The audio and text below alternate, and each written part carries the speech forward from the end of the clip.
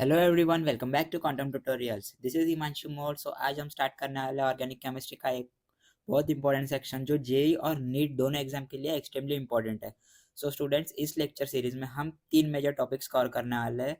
तो सबसे पहला जो टॉपिक है आइसोमेरिज्म, देन स्टेरियोमेरिज्म, उसके बाद जो हमारा लास्ट टॉपिक रहेगा fundamental concept in organic reaction mechanism. So student, सबसे पहले हम समझेंगे कि आइसोमेरिज्म क्या होता है, कैसे सेम मॉलिक्यूलर फार्मूला होने के बाद भी कंपाउंड डिफरेंट स्ट्रक्चर बना सकते हैं। उसके बाद हम पढ़ेंगे स्टेरियोमेरिज्म, स्टेरियो आइसोमेरिज्म, जिसमें मॉलिक्यूल का थ्री डायमेंशनल अरेंजमेंट इंपॉर्टेंट हो जाता है। और हम फाइनली कवर करेंगे ऑर्गेनिक रिएक्शन मैकेनिज्म के फंडामेंटल कॉन्सेप्ट, जो आपको आपके जो कॉन्सेप्ट क्लियर करेंगे कि ऑर्गेनिक रिएक्शंस एक्चुअली कैसे होते हैं, स्टेप बाय स्टेप हम जानेंगे। तो अगर आप जेई और नीट या बोर्ड्स की प्रिपरेशन कर रहे हो, ये सीरीज आपके लिए बहुत हेल्पफुल होने वाली है। So let's start with our first topic, isomerism. Now our first topic is isomerism.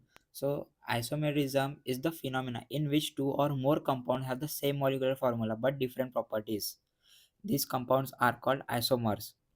So students, isomerism एक फिनोमेना है जिसमें दो या दो से ज़्यादा कंपाउंड्स का मॉलिक्यूलर फार्मूला सेम होता है लेकिन प्रॉपर्टीज डिफरेंट होती है। सो यहाँ पे जो आइसोमर्स है, आइसोमर्स कम ऐसे कंपाउंड जिनका मॉलिक्यूलर फार्मूला सेम हो बट स्ट्रक्चर डिफरेंट हो, तो उन्हें हम आइसोमर्स कहते हैं।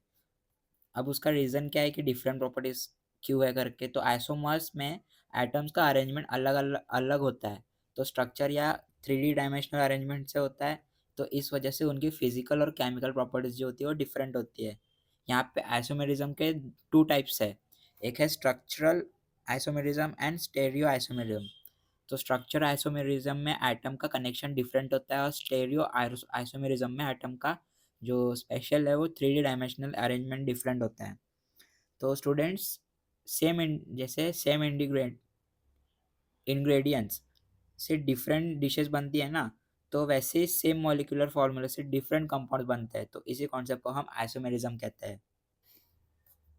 अब स्ट्रक्चर आइसोमेरिज्म क्या है कि स्ट्रक्चर आइसोमेरिज्म तब होता है जब कंपाउंड्स का मॉलिक्यूलर फार्मूला सेम होता है लेकिन एटम्स का अरेंजमेंट स्ट्रक्चर डिफरेंट होता है। तो स्ट्रक्चर आइसोमेरिज्म यहाँ पे ऐसे कंपाउंड जिनका formula same but different structure हो, उन्हें स्ट्रक्चर आइसोमेरिज्म कहते हैं।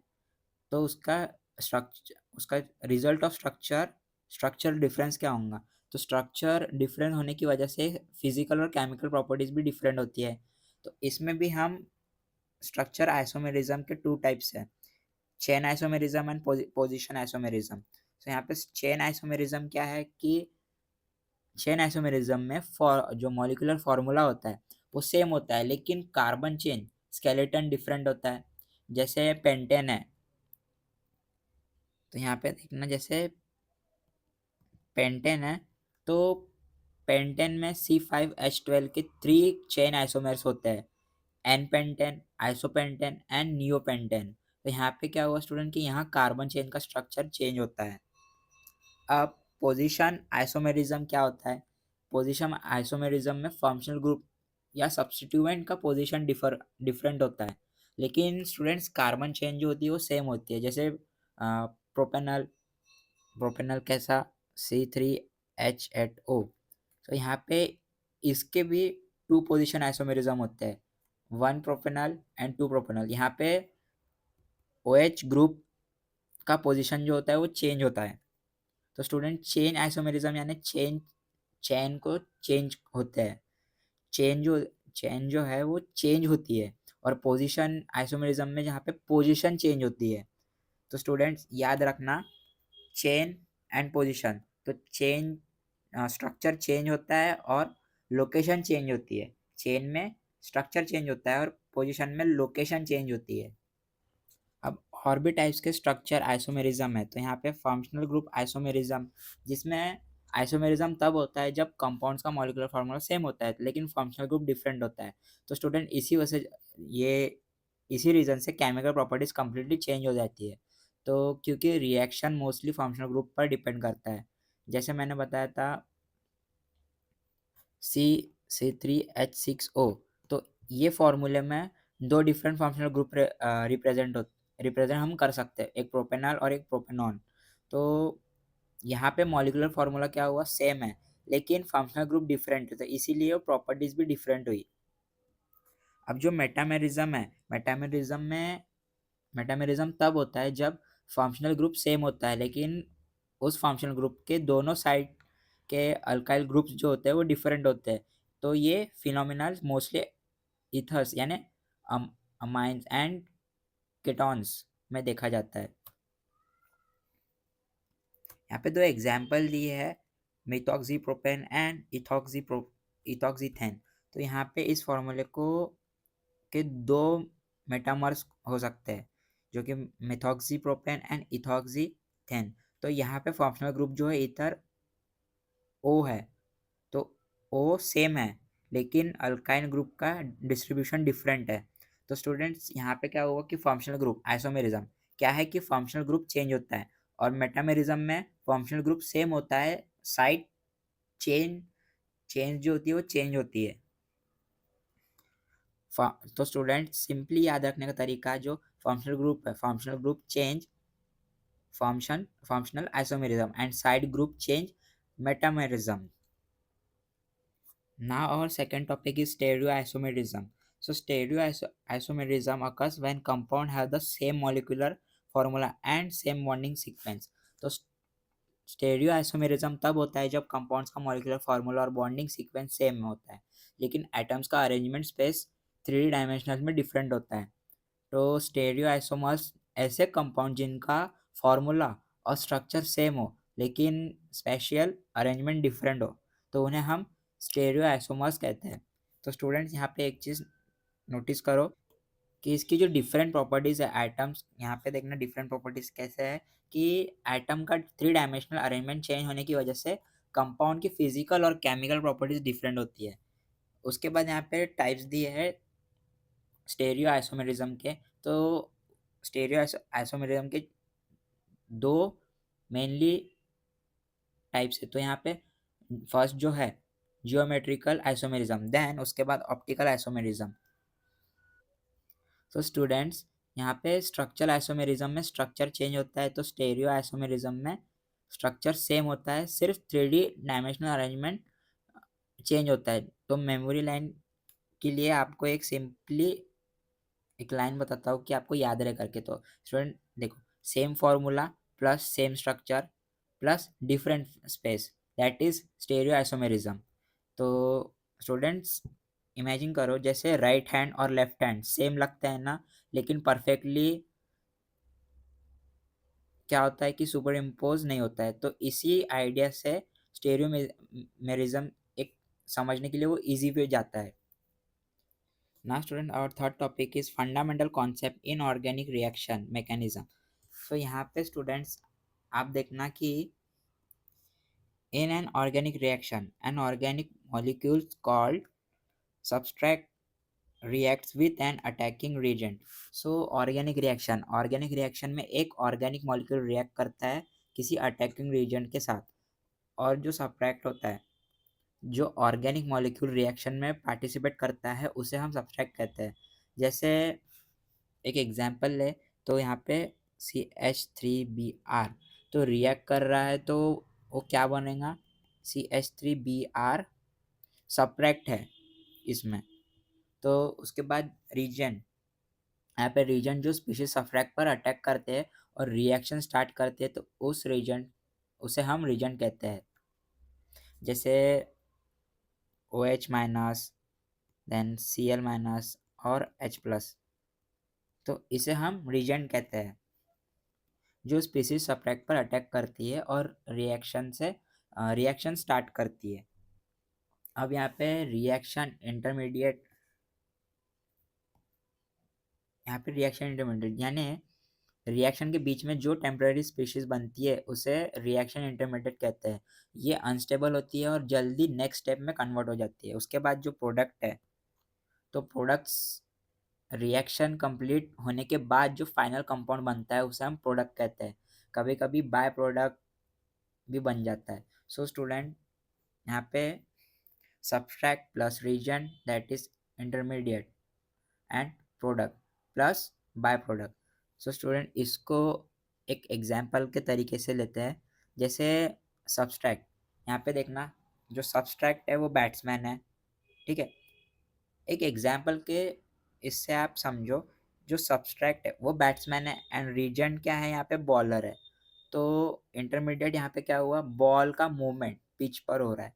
तो उसके बाद प्रोडक्ट, प्रोडक्ट क्या हुआ, फाइनल शॉट और रन। यानी बॉलर अटैक करता है तो बॉल मूव होती है, तो उसका रिजल्ट मिलता है। तो एग्जैक्टली वैसी ऑर्गेनिक रिएक्शन में रीजन अटैक करता है और प्रोडक्ट बनता है।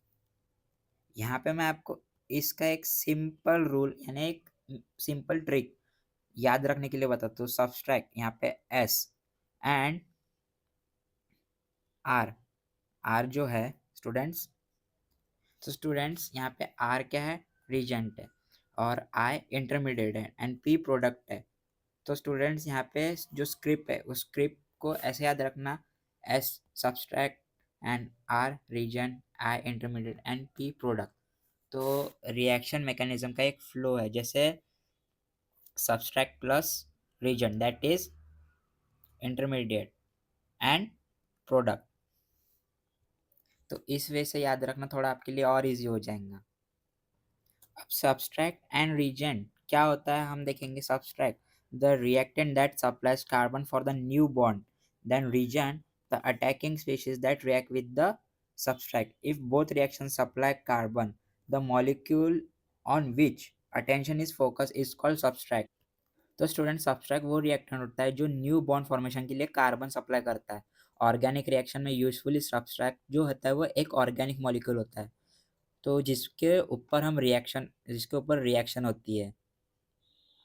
अब रीजन क्या हुआ कि रीजन वो अटैकिंग स्पीशीज होती है जो सब्सट्रैक्ट पर अटैक करता है और रिएक्शन को स्टार्ट करता है। तो ये जो स्पीशीज है वो इलेक्ट्रॉन डोनेट या एक्सेप्ट कर सकती है, जैसे OH minus, H+, Cl minus, तो और भी। तो उसके बाद इसमें क्या हुआ कि कभी कभी रिएक्शन में दोनों रिएक्टेंट्स कार्बन सप्लाई करते हैं, तो ऐसे केस में जिस मॉलिक्यूल पर मेन फोकस होता है उसे सब्सट्रैक्ट कहते हैं। मतलब रिएक्शन किस मॉलिक्यूल पर हो रही है वो सब्सट्रैक्ट है और जो अटैक कर रहा है वो रीजेंट है। तो स्टूडेंट्स जैसे सब्सट्रैक्ट में एक एग्जांपल के तौर पर, जैसे सब्सट्रैक्ट जो है, सब्सट्रैक्ट एक हाउस है और रीजेंट एक गेस्ट है, यानी हमारे घर में गेस्ट आ रहे हैं, तो ठीक है। तो गेस्ट रीजेंट है और हाउस सब्सट्रैक्ट है। तो गेस्ट घर पे आते हैं और चेंज कर देते हैं, फिर नया प्रोडक्ट बन जाता है। यानी कि क्या हुआ, कैसे मैं बताता हूँ कि गेस्ट, यहाँ पे गेस्ट क्या है, रीजेंट है, और हाउस क्या है, सब्सट्रैक्ट है। तो जो हाउस है हाउस पर आते हैं और चेंज कर देता है, फिर नया प्रोडक्ट बन जाता है, इस तरीके से। तो स्टूडेंट्स और एक चीज़ जो सिंपल है, जो S+R दैट इज रिएक्शन, यानी कैसे, एस जो सब्सट्रैक्ट है तो साइड ऑफ रिएक्शन है, और आर रीजन जैसे कि अटैकिंग स्पीशीज है। तो स्टूडेंट सब्सट्रैक्ट जिसके ऊपर रिएक्शन होती है और रीजन जो अटैक करता है। Now student reaction mechanism, in reaction all covalent bond break and new bond are formed, then step by step explanation of a reaction is called reaction mechanism that includes electron movement, bond breaking and bond formation, and reaction rate that is kinetics, that helps to understand reactivity of organic compound and helps in planning new synthesis of new। so students bond breaking and bond formation organic reaction में पुराने covalent bond break होते हैं और नए bond form होते हैं। तो इस प्रोसेस में एटम्स रीअरेंज होकर न्यू प्रोडक्ट बनाते हैं। तो student reaction mechanism definition, reaction का स्टेप बाय स्टेप एक्सप्लेनेशन, जिसमें रिएक्शन का पूरा पाथवे बताया जाता है कि उस रिएक्शन मैकेनिज्म, उसे हम रिएक्शन मैकेनिज्म कहते हैं। तो ये बताता है कि रिएक्टेंट से प्रोडक्ट कैसे बनता है। उसके बाद रिएक्शन मैकेनिज्म में क्या इंक्लूड होता है, रिएक्शन मैकेनिज्म में मेनली 3 चीज़ इंक्लूड होती है, इलेक्ट्रॉन मूवमेंट, बॉन्ड ब्रेकिंग और बॉन्ड फॉर्मेशन। उसके बाद रिएक्शन रेट या केमिकल काइनेटिक्स। तो इलेक्ट्रॉन मूवमेंट जो इलेक्ट्रॉन का ट्रांसफर या शिफ्ट के थ्रू होता है। देन ऑर्गेनिक कंपाउंड की रिएक्टिविटी समझने में हेल्प करता है और साइंटिस्ट को न्यू कंपाउंड की सिंथेसिस प्लान करने में हेल्प करता है। तो स्टूडेंट्स यहाँ पे रिएक्शन मैकेनिज्म एक गूगल मैप की तरह है, जैसे रिएक्टेंट, इंटरमीडिएट एंड प्रोडक्ट। जैसे मैप रूट दिखाता है ना डेस्टिनी तक पहुंचने का रास्ता, वैसे ही रिएक्शन मैकेनिज्म बताता है रिएक्शन का रूट। सो आपका कॉन्सेप्ट क्लियर करने के लिए मेरे पास और एक पूरे चैप्टर का रिकैप है। जैसे हमने इस चैप्टर में क्या क्या पढ़ा मैं आपको फिर से बताऊंगा। तो सबसे पहले आइसोमेरिज्म। आइसोमेरिज्म क्या है? आइसोमेरिज्म फिनोमेना है जिसमें दो या दो से ज़्यादा कंपाउंड का मॉलिक्यूलर फार्मूला सेम होता है लेकिन प्रॉपर्टीज डिफरेंट होती है। ऐसे कंपाउंड को हम आइसोमर्स कहते हैं और डिफरेंट डिफरेंट एटम्स के स्ट्रक्चर या स्पेशल अरेंजमेंट की वजह से होता है। उसके बाद आइसोमेरिज्म की दो दो मेन टाइप्स क्या है? एक एक है स्ट्रक्चरल आइसोमेरिज्म एंड दूसरा स्टेरियो आइसोमेरिज्म। तो स्टूडेंट, स्ट्रक्चर आइसोमेरिज्म एटम का कनेक्शन डिफरेंट होता है और स्टेरियो आइसोमेरिज्म में एटम का थ्री डायमेंशनल अरेंजमेंट डिफरेंट होता है। देन उसके बाद स्ट्रक्चर आइसोमेरिज्म। तो स्ट्रक्चर आइसोमेरिज्म तब होता है जब कंपाउंड का मॉलिक्यूलर फॉर्मूला सेम हो लेकिन एटम का अरेंजमेंट डिफरेंट हो। जैसे मैंने बताया था कि C4H10, तो यहाँ पे C4H10 के दो स्ट्रक्चरल आइसोमर्स होते हैं, एक एन ब्यूटेन एंड आइसोब्यूटेन। तो दोनों का फॉर्मूला सेम है लेकिन कार्बन चेंज क्या है, वो अरेंजमेंट डिफरेंट है। देन उसके पास चेन आइसोमेरिज्म क्या होता है? चेन आइसोमेरिज्म तब होता है जब सेम मॉलिक्यूलर फॉर्मूला होने के बाद भी कार्बन स्केलेटन डिफरेंट होता है। तो C5H12 के थ्री चेन आइसोमर्स होते हैं, एक n pentane, isopentane and neopentane. तो स्टूडेंट, उसके बाद पोजीशन आइसोमरिज्म क्या होता है? कि पोजीशन आइसोमरिज्म जब फंक्शनल ग्रुप या सब्स्टिट्यूएंट का पोजीशन कार्बन चेन पर डिपेंड होता है। Now stereo isomerism. Stereo isomerism जब मॉलिक्यूलर फार्मूला और बॉन्डिंग सीक्वेंस सेम हो लेकिन एटम्स का spatial three dimensional arrangement different हो। इसी वजह से कंपाउंड की प्रॉपर्टी डिफरेंट हो सकती है। तो उसके भी दो टाइप्स है, geometrical isomerism and optical isomerism. So students, यहाँ पे जियोमेट्रिकल आइसोमेरिज्म क्या होता है? जियोमेट्रिकल आइसोमेरिज्म एक टाइप का स्टेरियो आइसोमेरिज्म है जिसमें मॉलिक्यूलर फार्मूला और बॉन्डिंग सेम होती है लेकिन ग्रुप्स का स्पेशल अरेंजमेंट डिफरेंट होता है। ये जनरली डबल बॉन्ड या रिंग स्ट्रक्चर की वजह से होता है क्योंकि वहाँ फ्री रोटेशन पॉसिबल नहीं होता है। और जो ऑप्टिकल आइसोमेरिज्म है, ऑप्टिकल आइसोमेरिज्म एक टाइप का वो भी एक टाइप का स्टेरियो आइसोमेरिज्म है जिसमें कंपाउंड प्लेन पोलराइज्ड लाइट को रोटेट करता है। तो इस प्रॉपर्टी को हम ऑप्टिकल एक्टिविटी कहते हैं। जैसे क्योंकि ऑप्टिकल आइसोमेरिज्म तब होता है जब मॉलिक्यूल में जो चिरल कार्बन प्रेजेंट हो। तो चिरल कार्बन कार्बन एटम जिसके 4 डिफरेंट ग्रुप्स होते हैं। Now, what is a reaction mechanism? So student, reaction mechanism का स्टेप बाय स्टेप पाथवे होता है जिसमें बताया जाता है कि रिएक्टेंट्स कैसे इंटरमीडिएट के थ्रू प्रोडक्ट्स में कन्वर्ट होते हैं। तो इसमें क्या क्या इंक्लूड होता है? Electron movement, bond breaking and bond formation होता है। उसके बाद सबस्ट्रेट एंड रीजन क्या होता है?